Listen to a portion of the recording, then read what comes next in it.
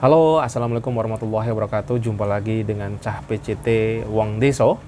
Saya lagi di depan rumah. Ini habis produksi tahu bakso, tahu somai membersamai Bunda tim Wondes, dan tadi ada kita nambah pasukan tambahan satu khusus spesial untuk produksi karena ternyata hari ini produksinya tahu somai, tahu bakso sold out. Jadi mau nggak mau kita produksi sampai jadi.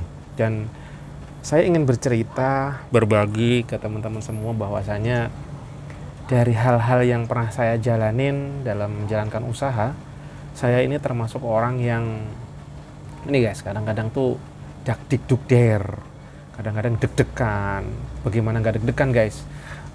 Saya tuh usaha setelah mengalami kegagalan, kerugian, bahkan kebangkrutan, saya tuh modalnya apa saat ini?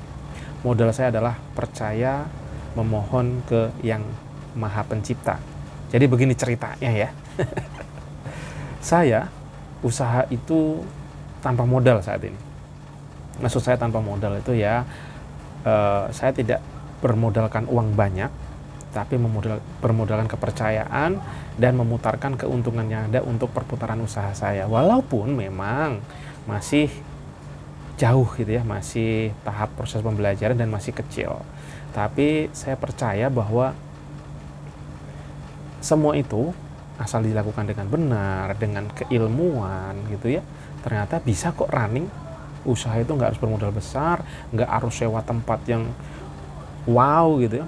Pernah pengalaman saya dulu awal-awal usaha sambil ngantor, yang pernah mungkin saya berkali-kali di video saya yang lalu-lalu, saya pernah bercerita bahwa usaha dengan utang, apalagi berbunga, itu ujung-ujungnya bikin ambrol. Itu yang pernah saya alami ya guys. Saya cerita kondisi saya sendiri.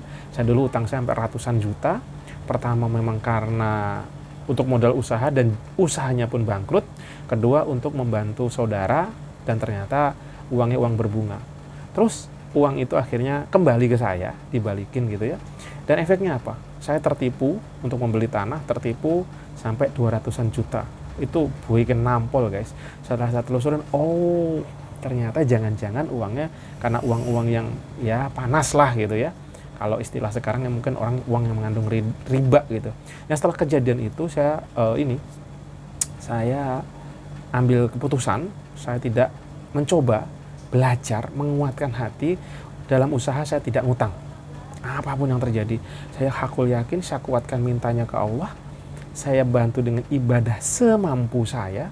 Kadang ya bolong, kadang ya ini, tapi saya coba merubah pola kehidupan saya dengan bangun lebih awal, tidur lebih cepat. Walaupun memang tidak 100% itu bisa berjalan guys, tetap aja ada yang bolong-bolong gitu kan, ada juga yang lupa. Bahkan saya coba menambah lagi dengan selalu sholat itu di masjid gitu 5 kali berjamaah.